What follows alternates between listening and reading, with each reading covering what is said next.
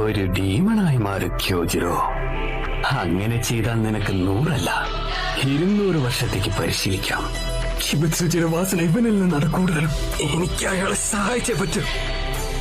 വാർദ്ധക്യവും മരണവും നശ്വരമായ മനുഷ്യ ജീവിതത്തിന്റെ ഭംഗിയാണ്. ഞാൻ എത്ര തവണ വേണമെങ്കിലും പറയാം, നിന്റെയും എന്റെയും മൂല്യബോധം വ്യത്യസ്തമാണ്. കാരണങ്ങൾ എന്ത് തന്നെയായിരുന്നാലും ഞാൻ ഡീമണായി മാറില്ല.